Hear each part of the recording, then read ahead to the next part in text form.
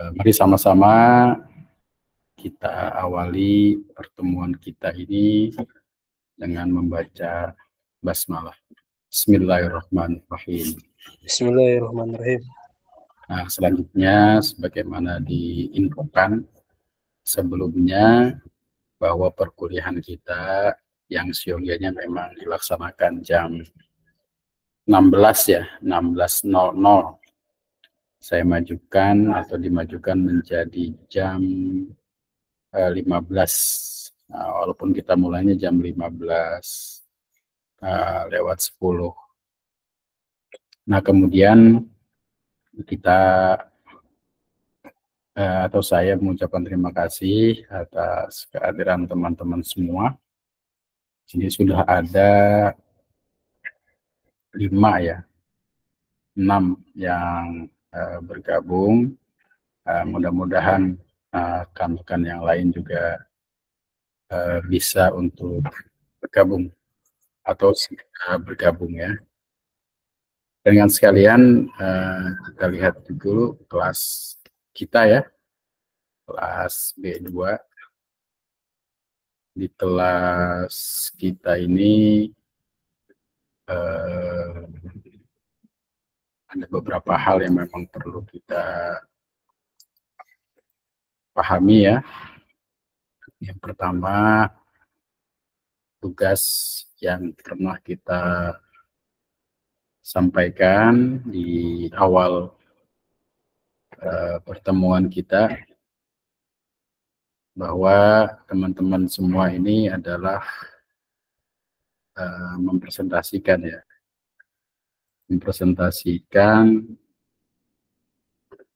terkait dengan dengan materi yang disampaikan. Sekarang coba kita lihat ya, kelompok materi kita ada di mana nih? Nah, kelompok ya ada di sini. Ada bisa kita lihat yang akan mempresentasikan terkait dengan tema yang akan dilaksanakan pada hari ini ya, tentang multimedia dalam pembelajaran PAI. Tentang multimedia dalam pembelajaran PAI, ini agak lambat ya. Kita lihat dulu.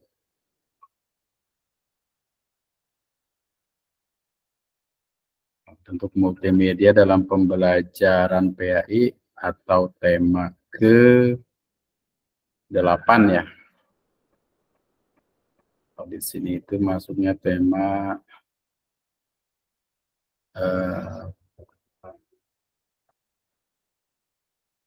multimedia, buku ajar sudah ya, pengembangan dan media pembelajaran PAI untuk orang dewasa, ini sudah disampaikan. Audiovisual ya, sekarang ini materinya yang ke sini, pengembangan audiovisual dan multimedia dalam pembelajaran PAI. Ini bisa kita lihat. Panjang, ada Panjang? Hadir nggak Panjang? Pak Hasanuddin hadir, Pak Hasanuddin? Hadir, Ustaz. Tapi itu maksudnya mungkin Njang Hasanuddin, Ustaz. Oh iya, Njang Hasanuddin kali ya. Iya, ini kebagian untuk ini ya, tentang audiovisual dan multimedia dalam pembelajaran PAI. Sudah siapa untuk presentasi? Kalau saya kebagiannya di sini pengembangan, Ustaz, yang di bawahnya. Itu belum sih. Pengembangan ya. Permainan edukatif dalam pembelajaran agama Islam. Nah, berarti nanti kemungkinan untuk pertemuan yang akan datang ya, Pak? Insya Allah mudah-mudahan Ustaz sudah siap. Ya. Ya. Ya, terima kasih ya. Atau mungkin ada rekan-rekan di sini yang sudah siap dengan tema ini? Ya. Oke, kalaupun ada teman-teman yang memang belum siap, ya kita akan mengawali ya pertemuan kita ini tentang pengembangan multimedia dalam pembelajaran PAI. Ya, ya kita biasa nanti saya menyampaikan materi terkait dengan bahasan ini, ya, tentang multimedia dalam pengembangan multimedia dalam pendidikan agama Islam. Sebagaimana kita pahami secara regulasi, ya, secara regulasi bahwa pendidikan agama Islam itu atau pendidikan keagamaan dan akhlak mulia dalam konteks NKRI itu bersifat wajib ya dalam setiap jenjang pendidikan, mulai jenjang pendidikan dari prasekolah, itu juga ada karakter tentang keagamaan atau sikap religiusitas, kemudian juga di sekolah dasar dari kelas 1 sampai kelas 6 juga demikian, bersifat wajib. Kemudian juga di tingkat MTS juga bersifat wajib pendidikan agama itu, atau tingkat SMP, SMA, SMK, dan MA apalagi, itu juga semuanya pendidikan agama bersifat wajib. Nah, pendidikan agama ini sebenarnya juga mengacu pada silsilah ya dan dasar negara kita, di mana kita memiliki falsafah Pancasila, di mana dalam falsafah Pancasila itu ada sila pertama terkait dengan ketuhanan yang Maha Esa, di mana ketuhanan yang Maha Esa itu masuk ke dalam budaya Indonesia. Ketuhanan yang Maha Esa yang diterjemahkan sebagai agama dan kepercayaan bangsa Indonesia itu merupakan pokok utama yang harus diselesaikan dalam setiap pendidikan. Nah, karena itu dalam dunia politik biasanya pendidikan agama selalu memainkan peran penting terkait dengan isu-isu yang dimainkan. Nah, kita misalkan mendengar dalam beberapa waktu yang lalu ada isu mau mengembalikan pendidikan agama itu ke keluarga masing-masing. Nah, kalau hal itu dilakukan, maka sebenarnya yang perlu dilakukan adalah mengubah dulu dalam Undang-Undang Sistem Pendidikan Nasional. Jadi dalam sistem pendidikan nasional itu pendidikan agama dan akhlak mulia merupakan bagian yang harus diajarkan dalam satuan pendidikan, baik dari jenjang prasekolah ataupun juga formal atau non formal, dan sampai juga perguruan tinggi. Nah, itu harus dilakukan dan harus diajarkan, dan undang-undangnya mengajarkan dulu ketika kita lihat dalam pengesahan Undang-Undang Sisdiknas tahun 2003 ya. Itu ada orang-orang atau lembaga-lembaga yang non-muslim yang banyak tidak setuju terhadap peserta didik yang harus diajar oleh pendidik yang seagama. Ya. Jadi peserta didik itu harus diajar oleh pendidik yang seagama. Artinya kalau ada sekolah-sekolah non-muslim, maka sekolah non-muslim tersebut ada siswa muslim wajib untuk menghadirkan guru PAI untuk mengajarkan agama sesuai dengan keyakinannya masing-masing. Nah, jadi pendidikan agama Islam itu adalah sebuah sistem pendidikan yang tidak terpisah dalam sistem pendidikan nasional. Nah, kemudian sistem pendidikan kita memang pada saat ini entah sampai kapan ya, dualisme dalam pengertian pendidikannya sebenarnya sama, cuma pengelolaannya ya, ada madrasah, ada sekolah, ada pendidikan-pendidikan berdasarkan keperluan yang dilakukan oleh kementerian masing-masing. Nah, pendidikan-pendidikan itu juga memuat tentang pendidikan agama Islam ya, atau pendidikan agama sesuai dengan keyakinan masing-masing. Karena itu, karena bersifat wajib, memiliki dasar atau fondasi yang kuat, pendidikan agama dan pendidikan keagamaan Islam itu, maka kemudian Kementerian Agama harus membuat panduan, ya, membuat arahan agar pendidikan ini bisa berjalan dengan baik. Ya, mulai dari pengembangan sumber daya manusianya dan pengembangan sarana prasarananya itu sampai pada sistem pendidikannya semuanya dilakukan ya oleh Kementerian Agama. Maka akhir-akhir ini misalkan kita sering mendapatkan tentang bahwa Kementerian Agama ini mengajarkan tentang moderasi beragama, di mana moderasi itu adalah jalan tengah atau bersifat moderasi itu beragama tetapi yang moderat, al-Islam al-wasatiyah.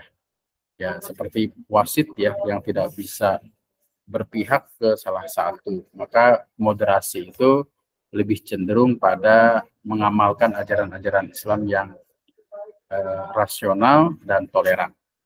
Nah, kemudian terkait dengan hal tersebut, saya pikir teman-teman sudah memahami bahwa pondasi-pondasi dari PAI itu kuat gitu ya. Karena itu PAI yang kuat dalam proses pembelajarannya secara kebijakannya juga sudah memadai, maka harus didukung dengan infrastruktur, ya, infrastruktur dalam pengertian guru-guru yang memang juga harus kuat dalam hal ini. Nah, salah satu cara untuk bagaimana guru ini atau pendidik ini bisa kuat dalam pengertian pembelajaran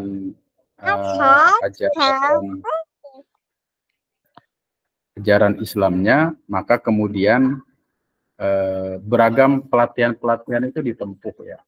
Kalau tidak salah, sekarang ini sudah semarak pelatihan-pelatihan yang terkait dengan atau yang diadakan oleh Kementerian Agama bagi para guru-guru madrasah ataupun pengelola madrasah yang bersifat online dan bersertifikat, agar guru madrasah itu bersinergi, bergerak, menyesuaikan dengan perkembangan zaman, sehingga sudah piawai dalam menggunakan alat-alat yang terkait dengan modern ya, seperti media sosial, menggunakan alat-alat Canva sebagai model salah satu alat ya untuk bagaimana kita membuat player atau media pembelajaran dan membuat lainnya.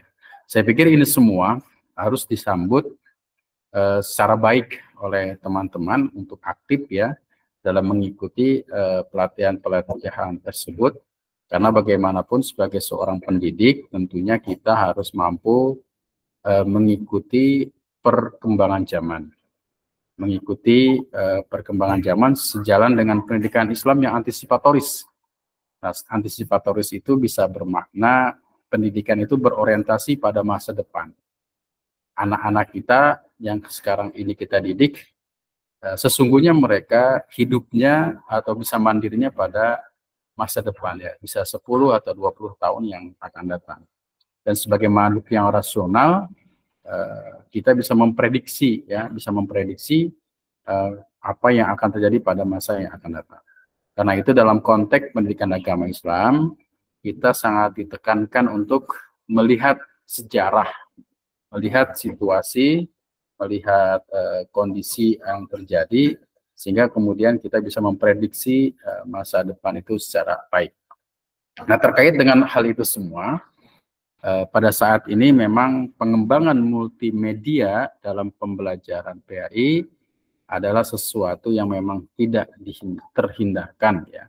Artinya mau tidak mau seorang guru, apalagi dia seorang guru PAI, harus sudah bisa berinteraksi dengan baik dalam menggunakan media pembelajaran, media audiovisual atau media-media yang memang sudah berkembang pesat pada saat ini.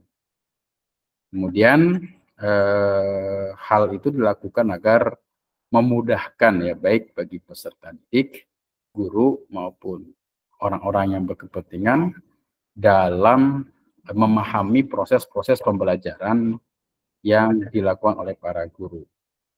Kemudian ini secara teks teoritis ya, bagaimana kita mengembangkan multimedia. Nah, dasar dari pengembangan multimedia itu adalah yang pertama, manusia memiliki potensi untuk berkembang. Kemudian manusia itu punya akal, pikiran, punya hati, punya pendengaran, penglihatan, dan indera-indera yang lainnya, itu harus dimanfaatkan secara maksimal. Sehingga potensinya nanti mana yang mungkin tumbuh lebih memadai. Maka kemudian di awal-awal dulu kita pernah belajar tentang gaya belajar, ada visual, ada kinestetik, ada audiovisual gitu ya. Nah, potensi itu harus dikembangkan. Dan potensi itu harus diolah secara baik untuk mewujudkan sebuah ide kreatif perkembangan. Karena itu proses-proses pengembangan multimedia sebenarnya juga adalah proses yang berawal dari proses-proses sebelumnya. Artinya multimedia yang ada pada saat ini itu adalah sebuah proses panjang yang pernah kita dapatkan pada masa-masa sebelumnya ya. Jadi kalau dalam konteks Islam itu manusia itu memiliki konsep fitrah, kullu mauludin yuladu al fitrah. Fitrah itu sebenarnya bisa dimaknai bukan hanya bermakna suci, tapi juga bisa dimaknai memiliki potensi. Dan seorang pendidik memiliki kemampuan untuk mengoptimalkan fitrah tersebut menjadi baik. Karena itu dalam proses pembelajaran saat ini, maka seorang guru wajib ya, hukumnya itu memperhatikan keragaman peserta didik. Guru tidak lagi menjadi satu-satunya alat untuk menerjemahkan pengetahuan. Maka kemudian potensi guru yang tadinya sebagai orang-orang yang memiliki kemampuan segalanya dalam tanda kutip ya, itu berubah menjadi fasilitator. Jadi seorang guru adalah mereka yang mampu untuk memfasilitasi kemampuan yang beragam dari peserta didiknya. Karena peserta didik itu memiliki potensi yang tentunya potensinya tidak harus sama dengan satu dan lainnya. Ya. Kemudian yang kedua adalah dari penggunaan multimedia itu adalah sesuatu yang konkret ya. Konkret itu jelas, bisa dilihat, bisa diraba oleh panca indera, itu lebih mudah dipelajari dari sesuatu yang abstrak. Nah, kemudian dalam menggunakan multimedia yang kita gunakan itu sebenarnya juga bisa menggunakan sesuatu yang abstrak itu menjadi konkret. Nah, itu kalau bisa. Kenapa? Karena memang sesuatu yang abstrak itu sulit dimasuki dalam sebuah pemikiran-pemikiran. Maka bagaimana kita mengembangkan multimedia itu dengan sesuatu yang konkret, pemikiran-pemikiran konkret yang lebih jelas. Nah, tantangan PAI dalam hal ini adalah sangat besar. Kenapa? Karena proses pembelajaran pendidikan agama Islam itu adalah melandasi bukan hanya pada rasionalitas, sesuatu yang terlihat, sesuatu yang bisa diraba dan dipegang, tapi iman itu kan sesuatu yang abstrak ya, hanya bisa diterjemahkan oleh hati dan akal dan iman itu sendiri. Nah, kita menjelaskan kepada peserta didik bahwa manusia itu sebelum hidup misalkan itu sudah ditentukan nasibnya misalkan di masa-masa lalu, apa itu namanya zamannya itu. Nah, bagaimana cara kita menggunakan media untuk memahami hal itu? Ini kan tantangan yang sangat berat. Kemudian setelah manusia dilahirkan, yang pertama kali manusia itu ada memiliki pendengaran, kemudian penglihatan dan hati. Sam'a wal absara wal afidah gitu ya.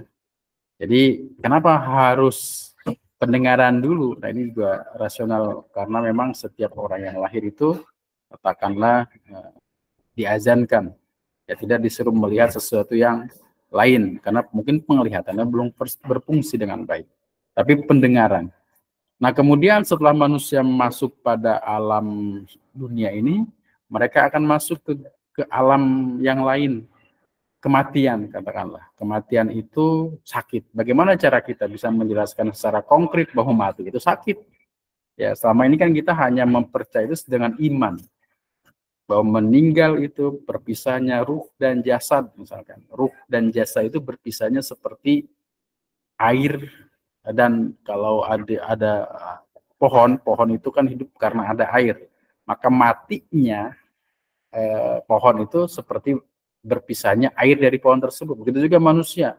Ketika manusia berpisah ruh dari jasad itu sangat sakit. Sakitnya luar biasa. Karena sakitnya luar biasa sampai mati gitu kan. Nah, bagaimana cara kita menjelaskan itu? Ini kan masalah-masalah PHI. Nah, kemudian dalam mata pelajaran PHI juga kita diajarkan untuk memiliki ada akhlak hasanah. Kita harus materi-materi yang terkait dengan bagaimana kita untuk meneladani para ulama-ulama, orang-orang soleh, memiliki sikap yang moderat misalkan, memiliki sifat yang lainnya. Bagaimana itu kita terjemahkan ke dalam media pembelajaran. Nah, ini adalah tantangan-tantangan yang besar bagi orang-orang PAI, karena memang PAI itu kalau ada hal-hal yang terkait dengan amoral, tindakan-tindakan yang bertentangan dengan akhlak etika, biasanya di sebuah sekolah itu juga yang kena sasarannya adalah guru-guru PAI. Padahal tanggung jawab untuk mencerdaskan bangsa itu tanggung jawab semua. Tapi guru PAI pada dasarnya memiliki peran yang penting dan strategis. Dan ini harus dimanfaatkan sebaik-baiknya, terutama dalam proses pembelajaran yang menggunakan multimedia. Karena yang sering kita bicarakan dalam PAI itu adalah ranahnya ranah yang abstrak ini, tidak konkret. Ya, beda dengan mata pelajaran sains ya, saintis ya, bicara tentang objek-objek itu bisa dilihat karena memang memiliki ada alat-alat tertentu yang bisa digunakan dan rasionalitas. Nah, maka kemudian pelajaran PAI ini adalah menyentuh hatinya. Maka untuk menyentuh hati iman itu kan tidak harus menggunakan alat-alat modern sebagai media. Ya, bisa kita menggunakan apa saja yang penting masuk dalam pemahaman, pemikiran peserta didik. Nah, ini tantangan besar bagi guru PAI yang selalu menekankan tentang akhlak mulia, moral, keimanan, dan keyakinan kepada Allah Subhanahu wa Ta'ala. Karena apa yang disampaikan oleh guru-guru PAI lebih cenderung pada sesuatu yang abstrak. Nah, sesuatu yang abstrak ini itu perlu dikonkretkan.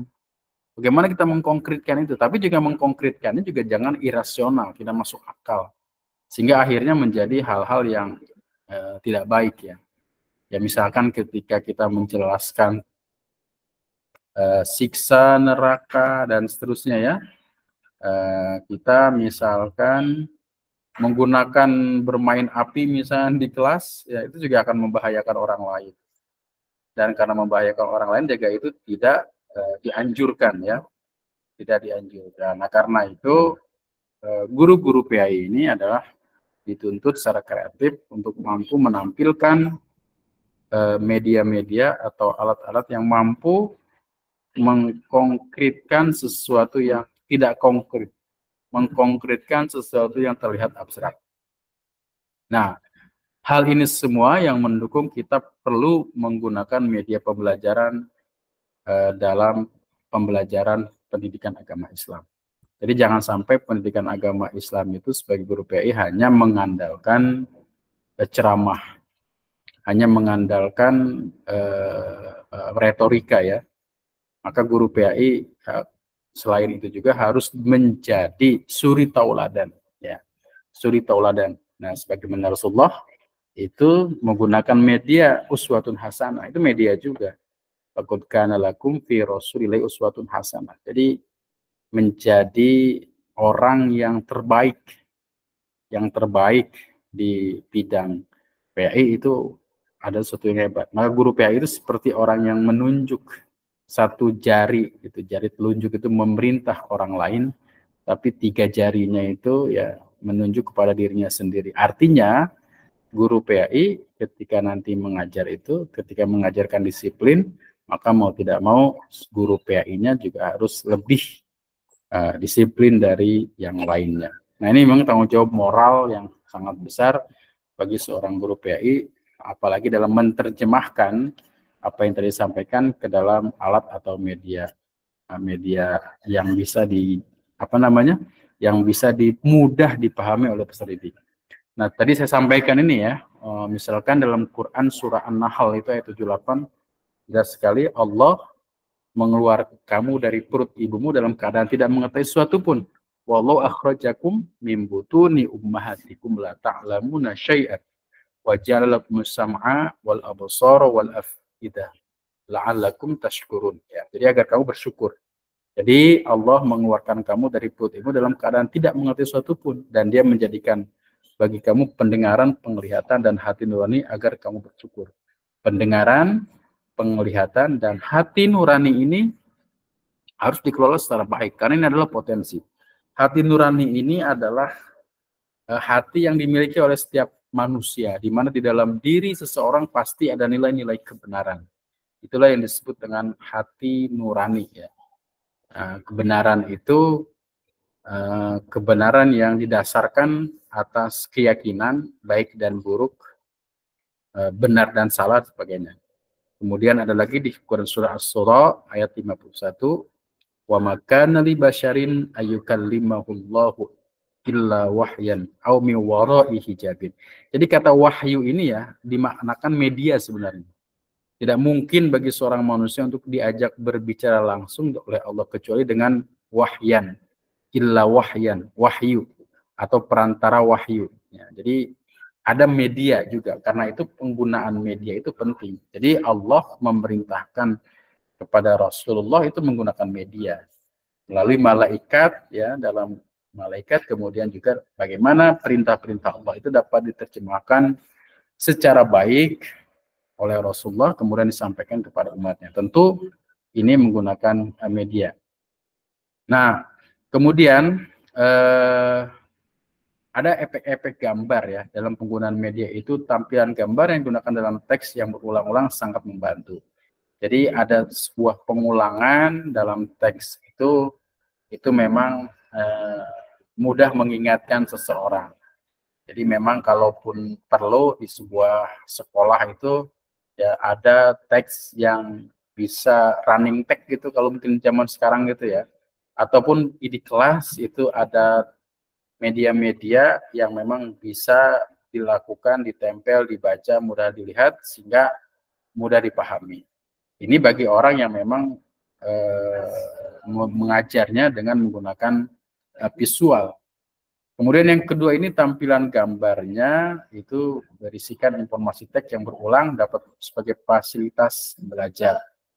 Kemudian yang ketiga, tampilan gambar yang tidak berulang dalam teks, membantu dan tidak menghalangi belajar.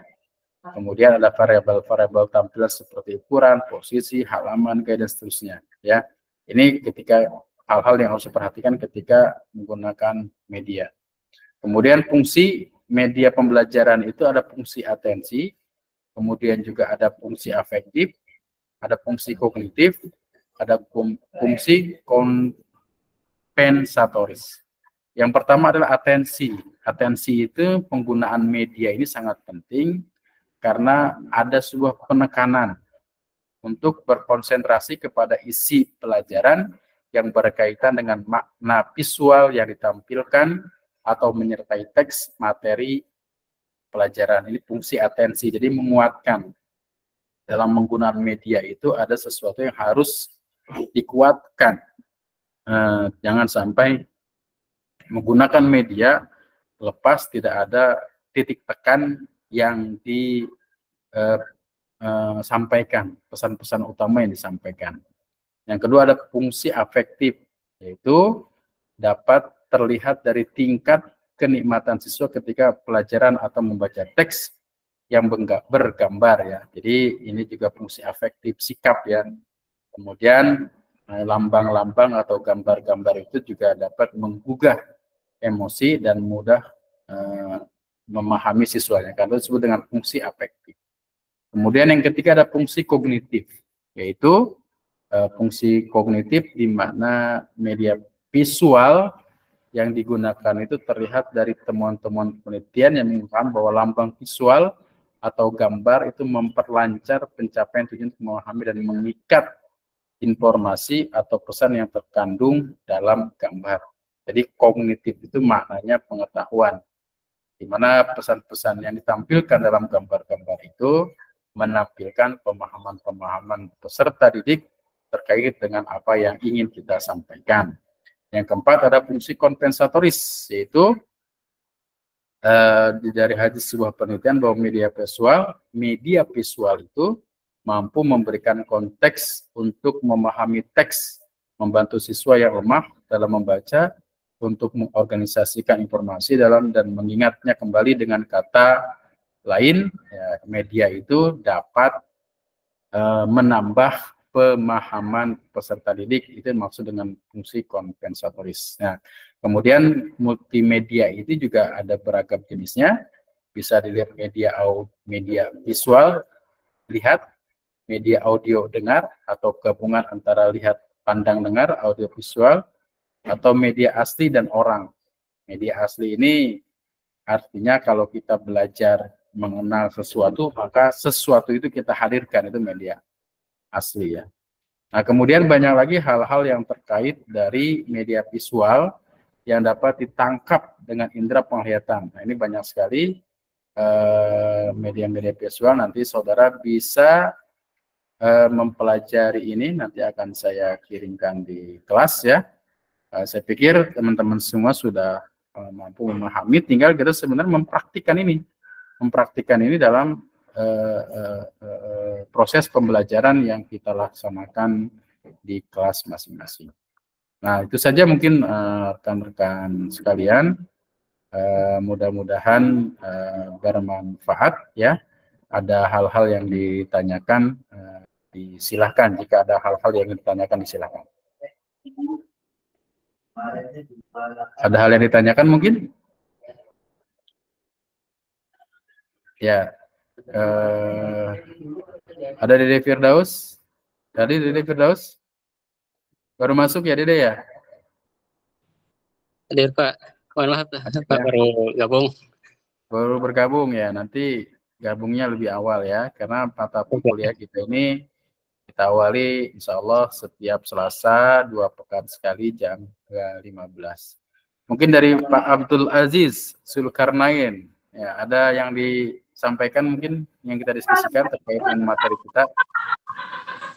Iya Pak, terima kasih banyak Pak Dokter.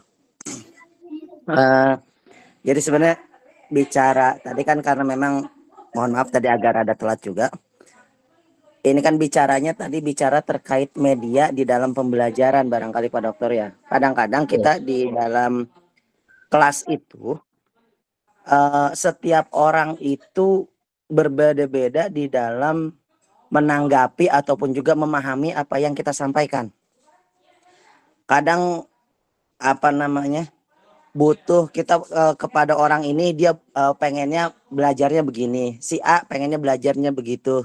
Jadi penanggapan mereka pun bisa berbeda-beda, dan ini memang itu tadi karena ada medianya, barangkali media pembelajaran ini menjadi apa namanya ya, kalau kata saya menjadi sebuah bahan juga biar mereka lebih mudah di dalam tadi kan memahami pembelajaran barangkali gitu. Cuma itu tadi Pak Dokter, apa namanya, kadang-kadang mereka itu yang satu pengennya kayak misalkan audio visual, yang lain pengennya praktek langsung aja ke lapangan atau gimana seperti itu. Ini baiknya seperti apa kita menanggapi siswa-siswa yang memang berbeda itu? Apa kita samain aja, apa ntar kita ada nih metodenya ini yang seperti ini seperti itu, atau seperti apa? Ya. Terima kasih Pak. Oke, Pak Abdul Aziz, terima kasih. Ini pertanyaan memang yang cukup menarik ya. Dulu pernah kita dalam sebuah pertemuan itu membicarakan tentang kecerdasan ya. Di mana kecerdasan peserta didik itu memang beragam. Visual, ada yang visual, ada yang peserta didik itu bisa memahami karena dia melihat, ada yang kinestetik, visual, kinestetik, dan auditori ya, ataupun yang auditori. Nah, karena itu dalam konteks pendidikan saat ini memang kita diminta untuk memperhatikan keragaman peserta didik. Nah, ketika kalau kita memiliki media yang cukup beragam, media yang beragam itu kalau dilihat dari kecerdasan peserta didik yang beragam itu sebenarnya juga kita bisa petakan ya. Pendidikan yang baik itu bisa memetakan bagaimana yang visual, bagaimana yang kinestetik dan auditori. Nah, seperti tadi yang disampaikan, ada yang mau praktek langsung, ada yang mau belajar dulu. Nah, sebenarnya itu juga bisa jadikan sarana kita untuk memetakan dalam pengertian mana yang harus kita praktekkan langsung, mana yang menggunakan media, ataupun mungkin kita gunakan kedua-duanya. Artinya ya satu pertemuan untuk kita lihat teorinya dulu, atau satu pertemuan itu untuk praktiknya, itu juga bisa kita gunakan. Nah, karena itu guru itu juga harus cerdas juga dalam memanfaatkan waktu, karena dalam proses pembelajaran itu sangat terbatas juga dengan waktu. Nah, karena mungkin media apapun yang kita gunakan sebenarnya media itu tidak harus yang modern, yang hebat-hebat, termasuk ceramah atau apapun yang kita sampaikan itu termasuk juga media pembelajaran. Nah, kalau kita memang tidak memiliki itu, ya kita gunakan saja sesuatu yang memang lebih menarik dan mudah dipahami oleh peserta didik. Yang penting pada saat ini guru itu tidak lagi menjadi guru itu egois ya, dalam pengertian harus menuruti kata-kata guru. Tapi guru juga pada saat dewasa ini harus betul-betul memperhatikan keragaman peserta didik, sehingga peserta didik itu lebih nyaman ya, dan lebih memahami terhadap bakat yang dimiliki. Karena itu kan dalam kita bisa melihat misalkan katakanlah hewan saja. Hewan itu kan ada yang hidupnya di air, ada yang hidupnya di punya keterampilan yang beragam. Ada hewan yang ikan itu tidak bisa diadu dengan kera misalkan, nggak bisa karena dunianya berbeda walaupun sama-sama hewan. Dan kera juga tidak punya pandai untuk memanjat, tapi tidak bisa diadu dengan hewan seperti kuda yang punya kehebatan untuk berlari. Nah, kuda juga nggak bisa diadu dengan sapi misalkan, karena dia memiliki kemampuan untuk mengangkut beban. Nah, jadi kecerdasan hewan pun beragam. Apalagi manusia. Manusia kecerdasan sangat beragam. Karena itu seorang guru itu memang betul-betul harus memperhatikan keragaman peserta didik. Nah, jadi keragaman peserta didik itu salah satu syarat sebenarnya dalam kurikulum merdeka. Dalam kurikulum merdeka itu sangat ditekankan di mana seorang pendidik harus memiliki kemampuan untuk memperhatikan keragaman peserta didik untuk menyampaikan pendidikan yang demokratis dan modern seperti mungkin. Pak itu ya, Pak Abdul Aziz tadi ya. Mungkin itu, tapi sebenarnya kita bisa diskusi lebih banyak kalau memang di kelasnya tidak virtual begini ya. Mungkin dari rekan-rekan yang lain bisa menanggapi, mungkin dari Bu Lina, silakan Bu Lina bisa menanggapi mungkin Bu Lina. Lina Herlina. Ya. Silakan Bu. Baik Bapak, ini punten saya pakai dua ya, pakai handphone sama laptop. Punten Ya, ini sedang di luar, kebersihan nggak Pak? Kedengeran nggak? Jelas nggak suara saya punten? Jelas Bu, jelas, Jelas. sangat jelas. Punten Pak, saya setuju dengan pendapat Bapak ya.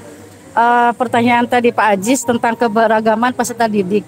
Sebagaimana kita ketahui bahwa manusia itu kan mempunyai, Allah ciptakan itu memberikan 9 kecerdasan ya Pak, multiple intelligence. Nah, 10 kecerdasan kalau Gartner. oh iya, 10 ya Pak. Ada yang bilang kecerdasan manusia itu 99 seperti Asmaul Husna. Iya, subhanallah, amin. Makanya manusia punya kecerdasan yang banyak. Iya, mempunyai kecerdasan yang banyak ya Pak.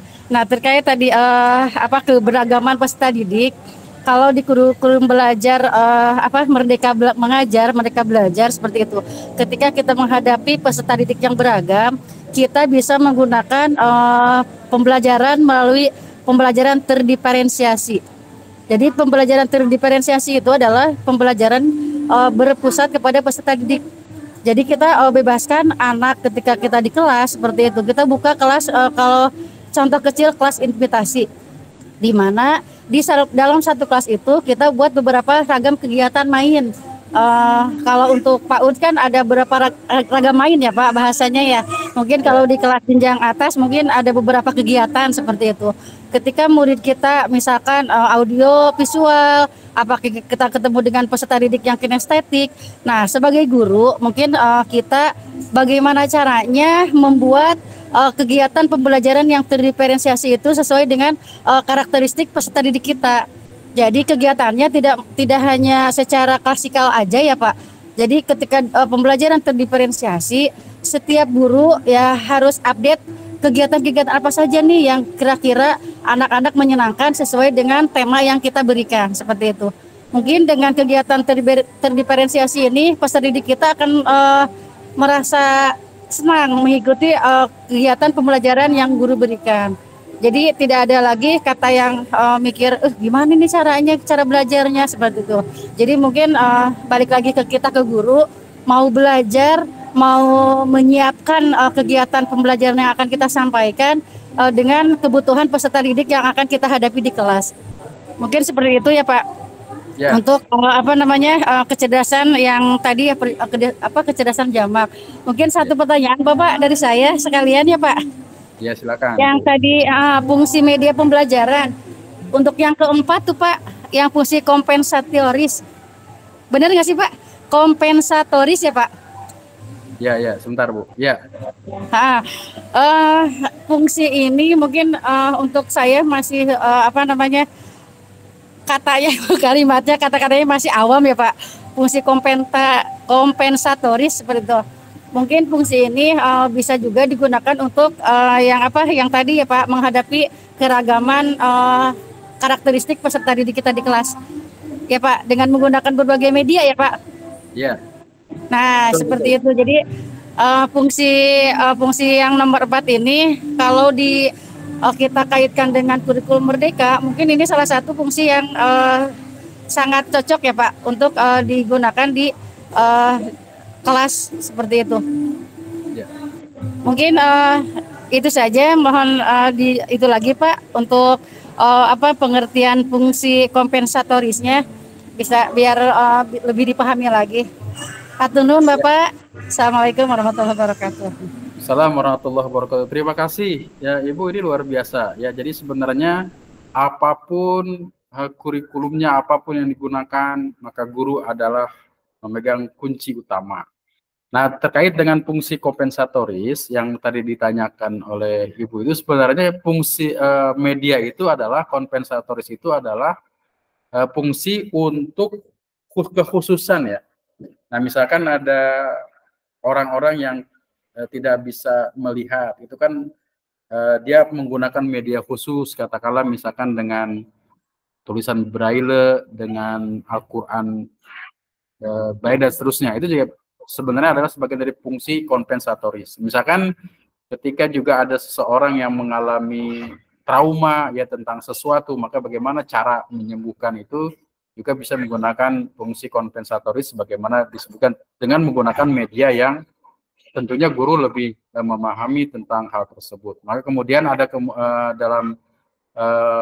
ada pendidikan misalkan di bencana ya, ketika anak itu di tempat yang bencana, kemudian ada anak-anak yang kehilangan keluarganya, orang tuanya, maka bagaimana cara menghilangkan trauma mereka itu ya. Maka salah satunya adalah fungsi pembelajaran kompensatoris ini. Bagaimana menggunakan media yang kira-kira dengan menggunakan media itu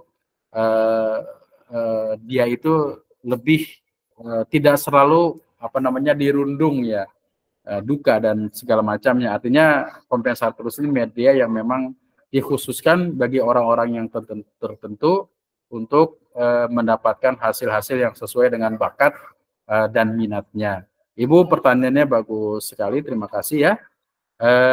Mungkin nanti kita bisa perdalam dalam sesi yang lain. Dari Bu Lina mungkin ada yang sampaikan. Bu Lina silakan.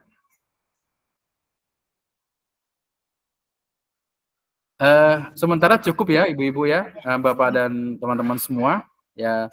Terima kasih atas kehadirannya, perhatiannya, dan jangan lupa untuk masuk ke kelas, klik kehadiran ya. Kehadiran ini disetting sampai jam 17, jadi lewat dari jam 17 dianggap nanti terlambat untuk tidak mengisi kehadiran. Silakan di kelas ya, nanti kalau yang belum, seandainya ada yang belum bergabung di kelas, itu bisa berkabar dengan saya untuk bisa dimasukkan ke kelas. Terima kasih atas perhatiannya. Mohon maaf atas segala kekurangan.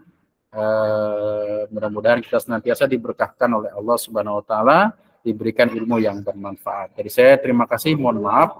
Khairul kalam. Assalamualaikum warahmatullahi wabarakatuh. Izin saya pamit duluan ya. Waalaikumsalam warahmatullahi wabarakatuh.